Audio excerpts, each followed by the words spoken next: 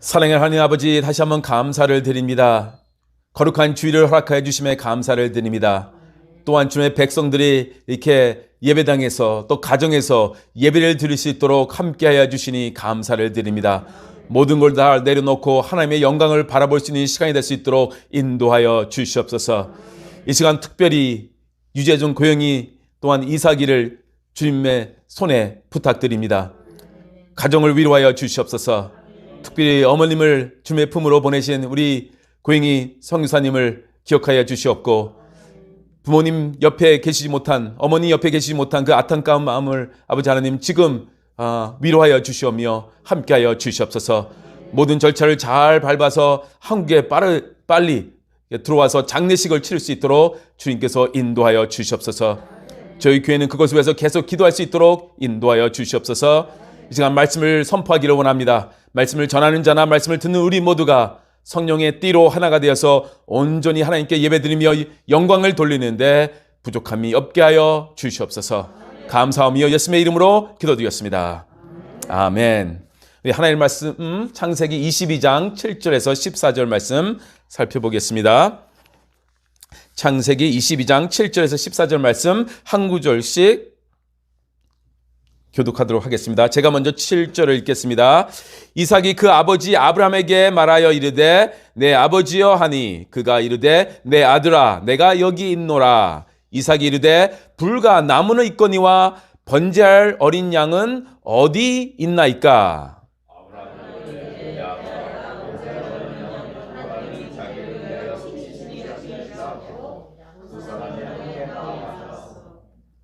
하나님이 그에게 일러 주신 곳에 이른지라. 이에 아브라함이 그곳에 제단을 쌓고 나무를 버려 놓고 그의 아들 이삭을 결박하여 제단 나무 위에 놓고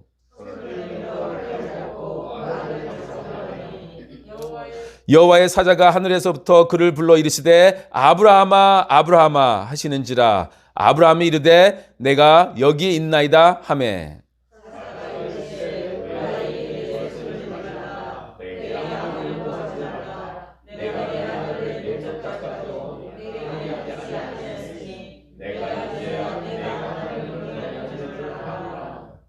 아브라함이 눈을 들어 살펴본즉 한 수양이 뒤에 있는데 뿔이 수풀에 걸려 있는지라. 아브라함이 가서 그 수양을 가져다가 아들을 대신하여 번제로 드렸더라.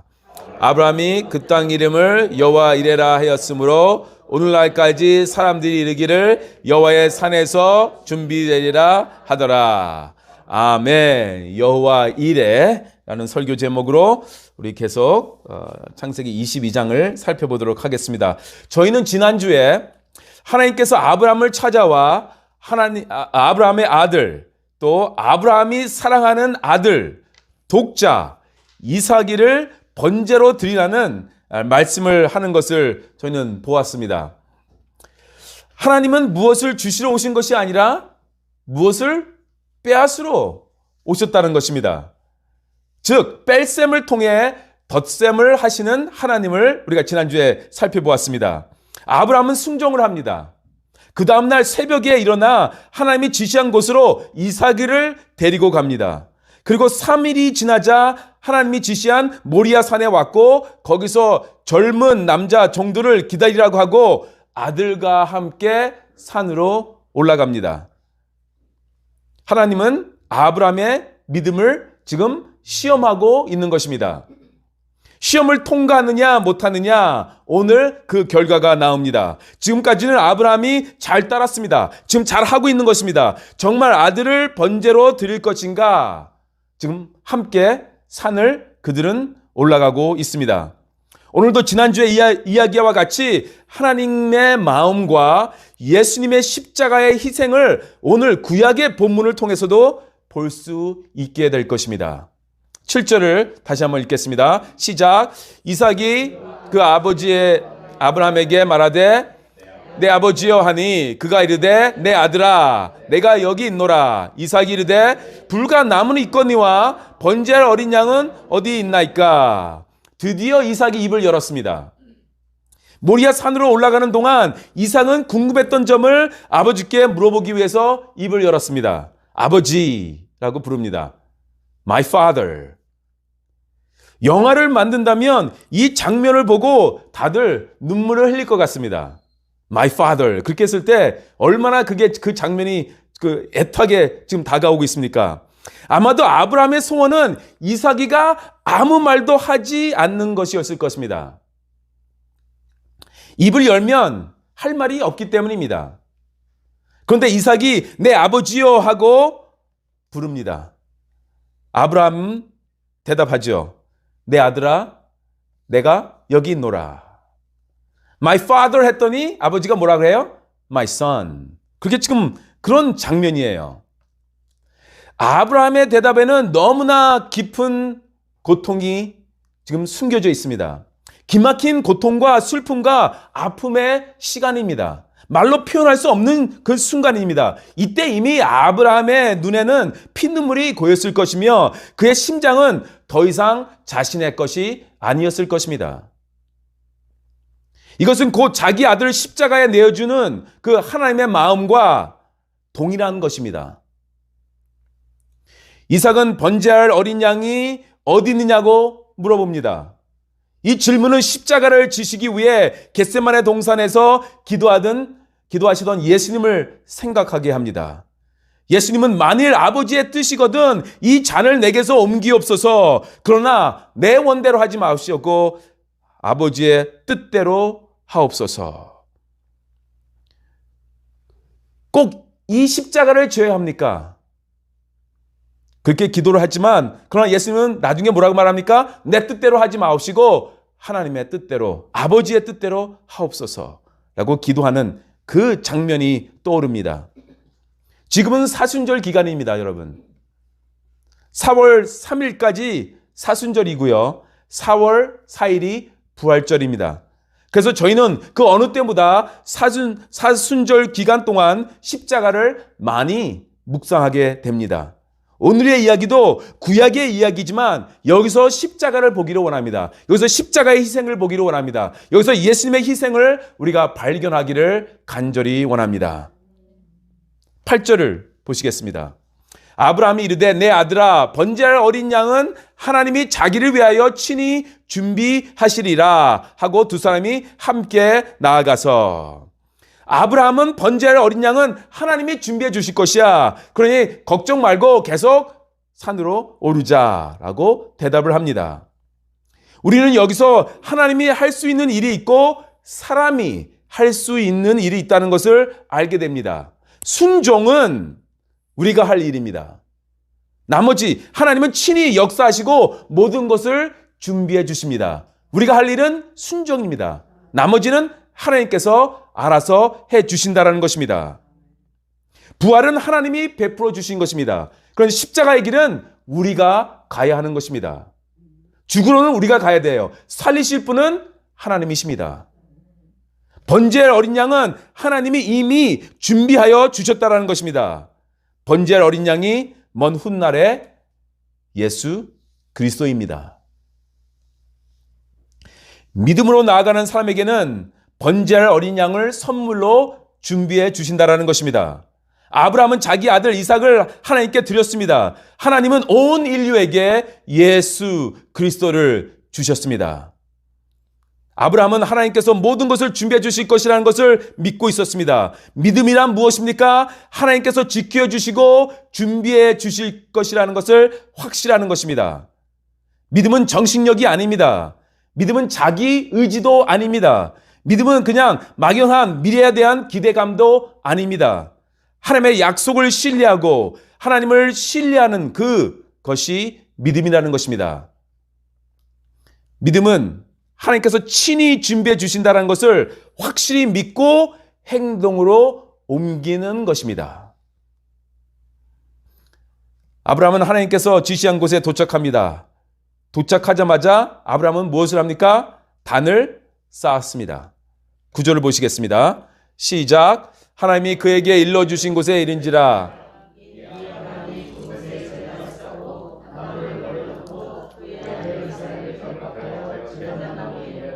네, 이삭이 나무를 지고 갑니다. 나무를 지고 산 꼭대기까지 오릅니다. 아브라함은 한 손에 불을 들고 또 다른 손에는 칼을 들고 갑니다. 장소에 도착했습니다. 단을 만들어야 합니다. 자리를 잡은 후 이삭이가 쥐고 온 나무를 차곡차곡 쌓습니다. 이 모든 일을 아브라함이 지금 하고 싶은 것일까요? 아닙니다. 하고 싶은 일은 아닙니다. 하나님께서 이삭을 바치라고 말씀하신 다음 날 아침 아들을 데리고 떠날 때 그때 하나님께서 망설이지 않고 떠나는 너를 보니 믿음이 정말 좋구나. 이 정도면 됐다. 그렇게 하셨으면 얼마나 좋았겠습니까? 아니면 모리아 산에 오를 때 하나님이 나타나셔서 이제는 됐다. 3일 동안 여기까지 왔고 또 산까지 이렇게 오르고 있으니 너의 믿음을 내가 봤다. 여기까지면 됐다. 그렇게 말씀하시면 얼마나 좋겠습니까? 그런데 하나님은 모든 것을 완벽하게 준비하게 하십니다. 끝까지 준비하게 하십니다. 이것이 신앙입니다. 이것이 신앙생활입니다. 신앙은 이성적으로 이해되고 경험적으로 확인되고 누가 봐도 다 좋은 것을 하는 것이 아니다라는 것입니다. 그것은 신앙이 아닙니다. 하기가 너무나 부담스럽고 결정하기에는 너무나 고민스러운 일이지만 하나님의 일이기 때문에 순종하는 것이 신앙 생활이라는 것입니다. 아브라함은 나무단을 만들어 놓고 사랑하는 아들 이삭을 묶어서 나무 위에 놓아야 했습니다. 그것을 한번 생각해 보시기 바랍니다. 나무를 쌓는 일을 했다 하더라도 아들을 자신의 손으로 지금 묶어야 했습니다. 젊은 아들과 늙은 아버지입니다. 상상을 해보시기 바랍니다. 아들이 마음만 먹으면 아버지는 아들을 묶을 수 없습니다. 불가능한 것입니다. 소나 돼지를 끌고만 가도 힘이 든다고 합니다. 우리 손지사님은 좀 이걸 이해하실 것입니다. 이게 소를 키우셨기 때문에. 닭을 잡아보신 경험이 있으신지요? 저는 없습니다. 근데 필리핀에 단기 선교를 가면 그 마을 사람들이 때로는 닭을 잡아줍니다. 저희들을 위해서.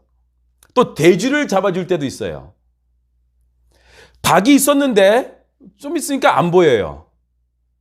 그런데 닭 털과 피는 나무 아래 이렇게 있어요. 보면 저희를 위해서 잡아준 거예요. 벌써. 한번 돼지를 잡으러 남자 몇 명이 끌고 가는 것을 봤는데요. 돼지가 얼마나 소리를 지는지 정말 힘들게 끌고 가더라고요. 하물며 사람이 싫으면 어떻게 하겠습니까? 이삭이 방황하면 이 일은 어떻게 할 수가 없는 것입니다. 생각해 보시기 바랍니다. 제가 제 아들 티미를 밧줄로 묶을 수가 있을까요? 티미가 원하지 않는데. 불가능한 것입니다. 도망가면 또 어떻게 잡습니까? 티미가 저를 밧줄로 묶을 것입니다. 그리고 생각을 해보시기 바랍니다. 이삭을 묶었다 하더라도 나무 단 위에 어떻게 올립니까? 이삭이가 스스로 올라가 줘야 합니다. 못 올려요. 남자 한번 들어보시기 바랍니다. 못 듭니다. 이삭은 지금 어린 나이가 아닙니다. 그림들을 보면 유명한 페인팅을 보면 어린아이로 그려져 있는데 20살이 넘었습니다. 30살로 보는 신학자들도 있습니다. 어린아이가 아닙니다. 장작을 혼자서 지고 산에 올라갈 만큼 건강한 아들입니다. 그런데 이삭이 이번에는 아무런 질문을 하지 않습니다. 저는 이게 또 이상한 것입니다. 아무런 저항을 하지 않습니다. 우리는 여기서 이삭이는 죽는 사람이 되고 아버지 아브라함은 아들을 죽여야 하는 이런 절박하고 기막힌 현실 앞에서 담담하게, 정말 담담하게 행동하는 한 사람이 아니라 두 사람을 보게 됩니다. 아브라함과 이삭. 이것이 믿음이에요. 너무나 많은 사람들이 믿음을 너무나 값싸게 생각을 하기 때문에 우리의 믿음에는 고통과 대가가 없다라는 것입니다. 희생이 없을 때가 너무나 많습니다. 그래서 가짜 믿음이 많다라는 것입니다. 저와 여러분은 가짜 믿음이 아니기를 간절히 바랍니다. 시험이 왔을 때 도망가는 것이 아니라, 무너지는 것이 아니라 그 시험을 통과하는 우리가 되기를 간절히 원합니다. 우리는 여기서 매우 중요한 원리를 발견합니다. 믿음은 순종이라는 것입니다. 순종은 대가를 치르는 것입니다. 아픔과 고통을 지불하는 것이라는 것입니다. 그래서 이런 말이 있지 않습니까? 대가 없는 순종이 없고 순종 없는 믿음은 없다. 그래서 저는 이런 생각을 하게 됩니다. 내가 어떤 대가를 지금 치르고 있는지, 예수님을 믿는다면서, 목사라면서, 선교사라면서 어떤 대가를 치르고 있는지, 하나님의 뜻을 이루기 위해서 하나님을 믿고 따르는데 내가 어떤 대가를 치렀는지, 좀만 불편해도 하나님을 원망하고 있는 것은 아닌지 회개를 하게 됩니다. 아브라함과 이삭이 제단을 만들고 있었던 것은 마치 온 인류를 위하여 그리스도께서 십자가에 못 박혀 죽으실 때 하나님과 예수 그리스도가 협력한 것과 같습니다. 이삭이는 그 자리에서 도망가지 않았습니다. 아버지가 자기를 묻게 했습니다. 단 위에 올라갑니다. 하나님이 예수님을 억지로 세상을 보냈고 또한 억지로 십자가에 거기서 돌아가시게 하시지 않았다라는 것입니다.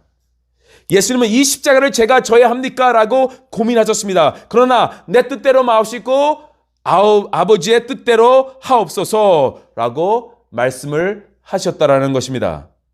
로마 군인들과 바리새인들과 서기관들이 있는 곳에서도 예수님은 당당하게 흔들리지 않았습니다.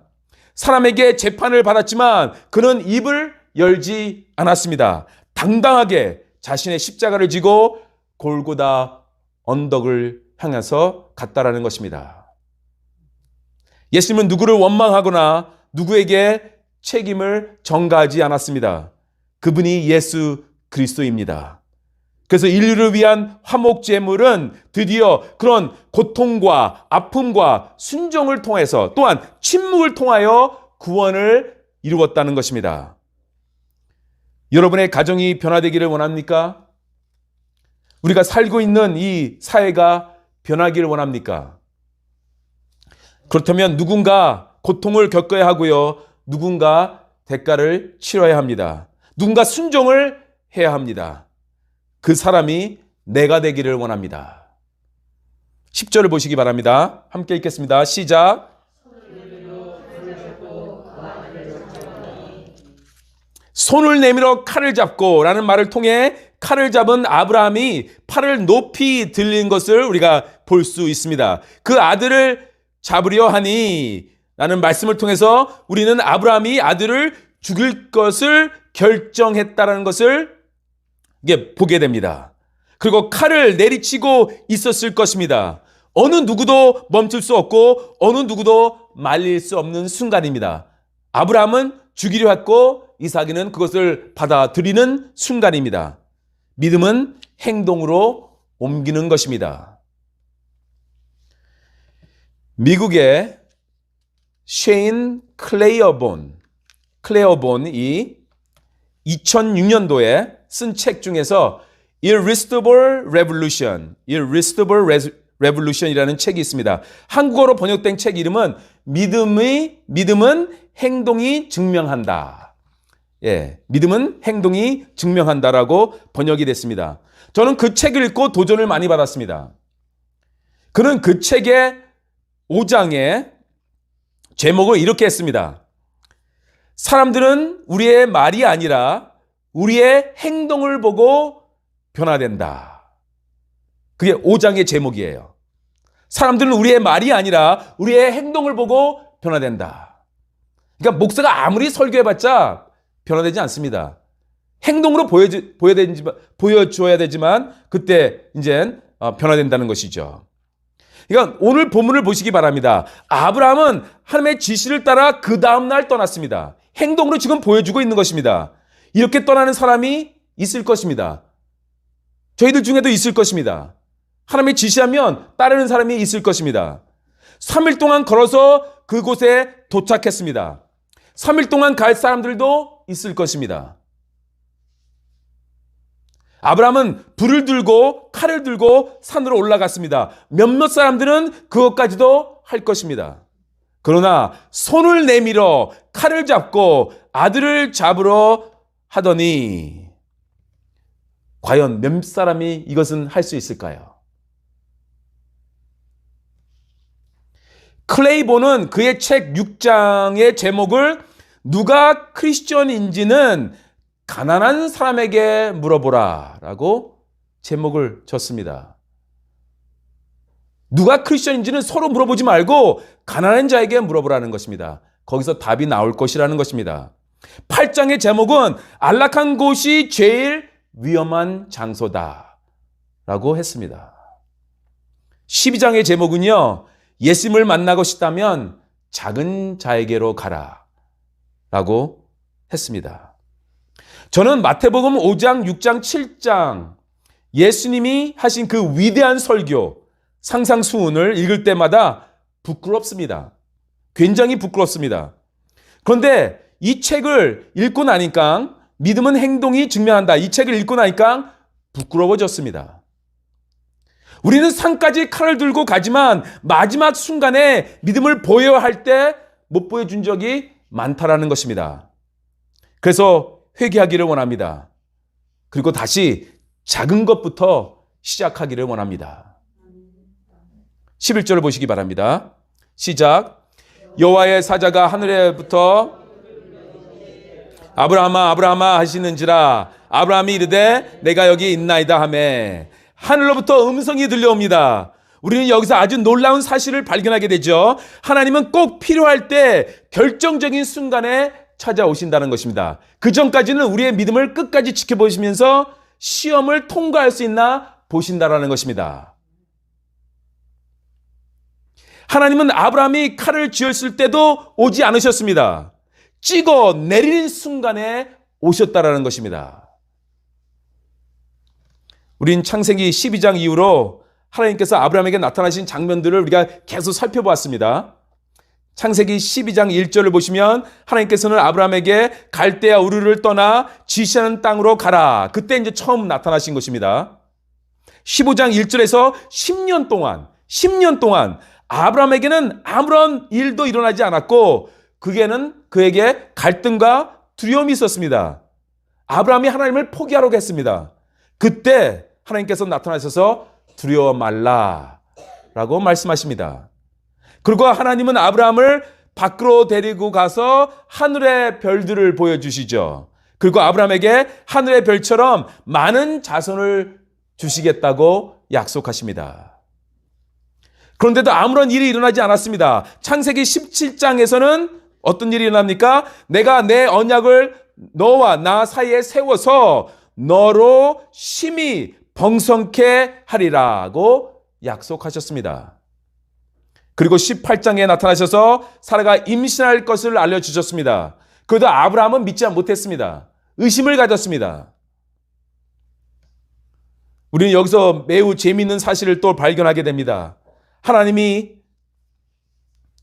나타나셔서 아브라함에게 음성을 들려주셨을 때도 아브라함은 믿지 못했다라는 것입니다.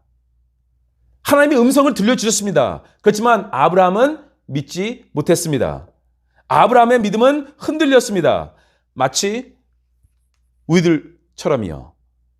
그러니 걱정하지 마시기 바랍니다. 하나님은 아브라함의 믿음이 흔들려지라도 야단치지 않으셨다는 것입니다. 끝까지 기다리셨고 끝까지 함께해 주셨다는 것입니다. 그냥 계속 지켜봐 주셨습니다. 하나님은 아브라함의 수준에 맞춰 주셨다는 것이죠. 마찬가지입니다. 우리들에게도 수준에 맞춰 주십니다. 그러니 안심하시기 바랍니다. 너무나 걱정하지 마시기 바랍니다. 하나님의 때에 우리를 계속 하나님의 자녀로 만들어 가실 것입니다. 믿음의 조상이 될 때까지 또 우리가 강하고 담대한 믿음을 가질 때까지 하나님은 포기하지 않으실 것입니다. 끝까지 우리와 맞춰서 우리를 이끌어 주실 것입니다. 하나님은 우리를 포기하지 않으십니다. 12절 보시겠습니다. 사자가 이르시되 그 아이에게 내 손을 대지 말라. 그에게 아무 일도 하지 말라. 내가 내 아들 내 독자까지 내게 아끼지 아니하였으니 내가 이제야 네가 하나님을 경외하는 줄을 아노라.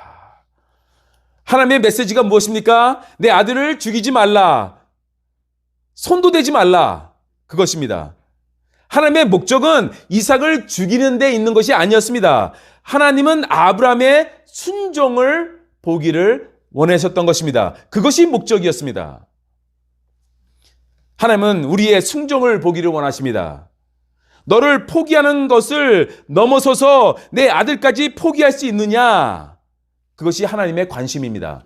너는 어디까지 나를 믿고 신뢰하느냐? 그것이 하나님의 관심입니다. 네가 나를 어느 정도까지 신뢰할 수 있느냐 하는 것이죠. 너는 내 자신을 어느 정도까지 포기할 수 있느냐? 그것을 우리에게 물으시는 것입니다. 부르심에는 구원에 대한 부르심도 있고요. 또한 오늘 말씀을 보니까 포기에 대한 부르심도 있다라는 것입니다. 처음에는 다 주십니다. 그리고 하나님의 영광을 위해서 포기하라고 말씀을 하십니다. 하나님께서 우리 것이 탐나서 그렇게 하시는 것이 아니라 하나님은 우리의 믿음을 보시기를 원하고 우리의 순종을 보시기를 원하시기 때문에 그렇게 하시는 것입니다.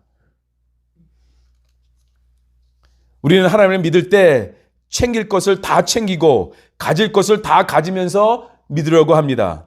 그러나 하나님은 때로는 포기하려고 합니다. 때로는 다 포기하려고 합니다. 신앙은 어떻게 보면 신앙의 현실은 순교입니다. 포기입니다. 거기까지 가야 된다는 것입니다. 그런데 이것을 알아야 합니다. 다 준비해 놓으시고 포기하라고 말씀하신다는 것입니다. 근데 우리가 그것을 모르니까 포기하기가 힘든 것입니다. 그래서 믿음의 눈이 필요한 것입니다. 안 보이지만 포기하라는 것입니다. 왜? 하나님은 다 미리 준비해 놓으셨기 때문입니다. 그래서 믿음이 필요한 것이죠. 그래서 믿음이 있을 때 포기할 수 있는 것입니다. 하나님은 아프리카를 위하여 찰스 토머스 스터드라는 사람을 사용하셨습니다. 그 유명한 영국의 명문대 캠브리지 대학교를 다녔습니다. 대학교 때 예수를 만났어요.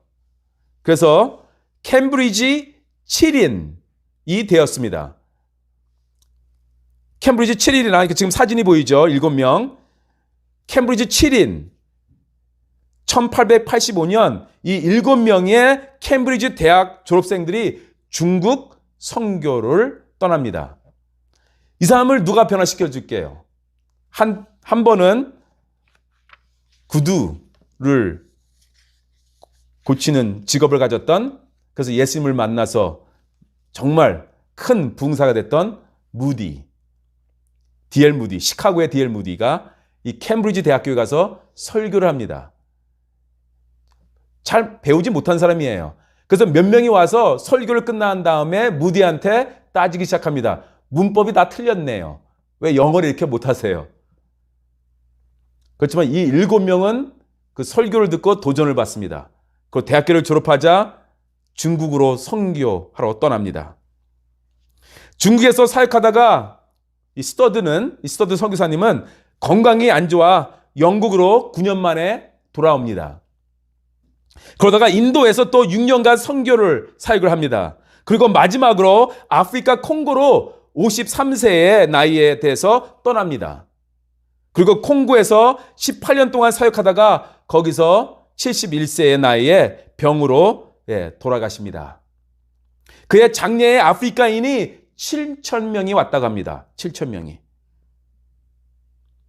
이 사람이 대학에 있을 때 예수님을 만났습니다. 그는 모든 것을 다 포기하고 아프리카로 돌아갔습니다. 정말 멋있는 인생을 영국에서 살 수 있었습니다. 명문대에 나왔습니다. 편하게 살 수 있었습니다. 그러나 주님을 위해서 다 포기했습니다. 그는 이런 글을 썼습니다. 만일 예수 그리스도가 하나님이고 나를 위해 죽으셨다면 내가 그분을 위해 하는 어떤 희생도 결코 클 수 없습니다. 인도를 위하여 윌리엄 캐리는 자신의 생애를 불태웠습니다. 중국을 위하여 허슨 테일러는 자신의 청춘을 불태웠습니다. 한국을 위하여 아펜젤러와 언더우드가 청춘을 포기하고 이국 땅에 와서 그들의 인생을 보냈던 것 우리가 다 알고 있습니다. 지금도 하나님은 하나님의 나라를 건설하기 위해서 우리를 부르십니다. 하나님이 이사야에게 이런 말을 했습니다. 내가 누구를 보내며 누가 우리를 위하여 갈꼬. 내가 누구를 보내며 누가 우리를 위하여 갈꼬.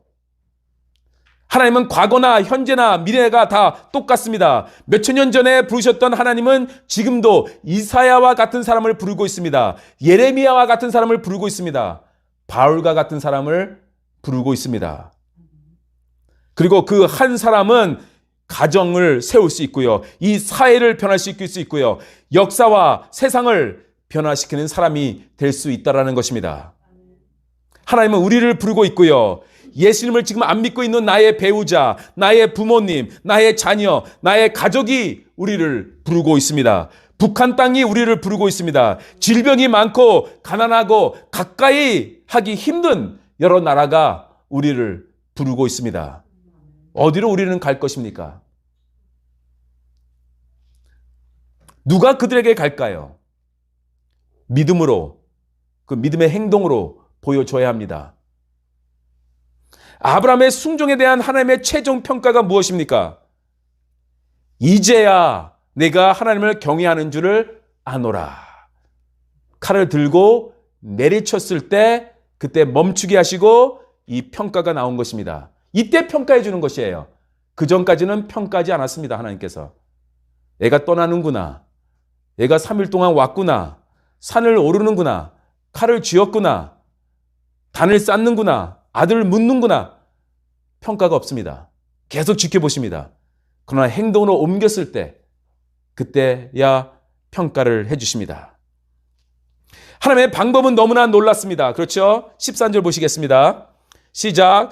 아브라함이 눈을 들어 살펴본 즉 한 수양이 뒤에 있는데 뿌리 수풀에 걸려 있는지라 아브라함이 가서 그 수양을 가져다가 아들을 대신하여 번제로 드렸더라. 아멘. 하나님은 이삭이 죽는 것을 원치 않았습니다. 그것이 계획이 아니었습니다. 처음부터도 계획이 아니었습니다. 하나님은 모든 것을 다 준비해 놓으시고 아브라함을 시험하셨다는 사실을 기억하시기 바랍니다. 양의 뿌리가 숲에 걸려 있었습니다. 세상 사람들은 이것을 우연이라고 말합니다. 그러나 믿음을 가진 우리는 하나님의 계획이라고 말합니다. 예수를 믿지 않는 사람들은 우리가 기도의 응답을 받았다면 재수가 좋았네 라고 말합니다. 그러나 우리는 압니다. 하나님의 역사였다는 것을. 13절 말씀에 굉장히 중요한 것을 보게 됩니다. 대신하여 번제로 드렸더라. 대신하여 번제로 드렸더라. 아브라함은 그냥 내려갈 수 있었습니다. 그런데 이 양을 대신해서 번제로 드렸다라는 것입니다. 하나님이 그것을 원하셨기 때문입니다. 그래서 준비해 놓으신 것입니다. 그래서 하나님은 번제를 받으셨습니다. 왜 그런 줄 아십니까? 번제가 없이는 죄가 용서될 수 없기 때문입니다. 죄가 없어지지 않기 때문입니다. 이삭을 죽이지 않으려면 이삭 대신에 죽어야 할 대상이 있어야 한다는 것입니다. 양은 잘못한 일이 없지만 죽어야 합니다. 이것이 대속입니다. 예수님은 잘못한 것이 없지만 우리를 위해서 대신 돌아가셔야만 하는 것입니다. 아담과 하와가 죄를 지었을 때 죄가 없는 걸로 하자. 하나님께서 그렇게 말씀하지 않으셨다라는 것입니다. 그렇게 되는 것이 아닙니다. 죄는 일단 발생하면요. 그 죄를 치울 때까지는 계속 있는다는 것입니다. 죄는 시간이 지나간다고 없어지는 것이 아닙니다. 우리가 지은 죄는 없어지지 않습니다. 보혈로 씻기 전까지는 없어지지 않는다라는 것입니다. 죄의 싹은 사망입니다. 이 죄를 없애기 위해서는 누군가 희생을 해야 한다는 것입니다. 이것이 대속입니다. 그래서 구약에서는 1년에 한 번씩 양이나 소를 잡아서 피를 흘리게 했습니다. 그리고 그 양과 소를 태웠습니다. 사람들이 그 연기를 보게 합니다. 냄새를 맡게 합니다. 피를 보게 합니다. 내가 죽어야 하는 대신에 이 양과 소가 죽는 것이다. 1년에 한 번씩은 꼭 보여주는 것입니다. 하나님은 어린 양을 준비하셨습니다. 놀라운 은혜입니다. 그래서 그의 이름은 여호와 이레, 즉 준비하시는 하나님이십니다. 이게 우리의 하나님이십니다. 다 준비해 놓으십니다. 14절 마지막 구절 함께 읽겠습니다. 시작. 아브라함이 그 땅 이름을 여호와 이레라 하였으므로 오늘날까지 사람들이 이르기를 여호와의 산에서 준비되리라 하더라. 네. 하나님은 우리를 부르셨을 때 많은 것을 미리 다 준비해 놓으셨다는 것입니다. 우리는 준비하시는 하나님을 바라보기를 원합니다. 아브라함은 많은 실수를 한 사람입니다. 그러나 아브라함은 끝까지 하나님의 인도하심을 신뢰했다라는 것입니다. 그 땅, 즉 하나님께서 양을 미리 준비해 놓으신 땅, 여호와 이레라고 그 땅을 이름을 붙였습니다. 저는 우리의 삶 가운데 여호와 이레가 충만하기를 원합니다. 그뿐 아니라 여호와 이레를 볼 줄 아시는 여러분이 되시기를 간절히 원합니다. 글로벌 비전 교회도 여호와 이레입니다. 여러분의 가정도 여호와의 이레입니다. 여러분의 사역도 여호와 이레입니다. 우리도 하나님께서 우리의 길을 준비하심을 믿고 주님과 동행하는 삶을 살 때 주님이 준비하시는 곳에서 약속과 축복을 경험하게 될 것입니다. 여호와의 이레가 있는 한 주가 되시기를 주님의 이름으로 축원합니다.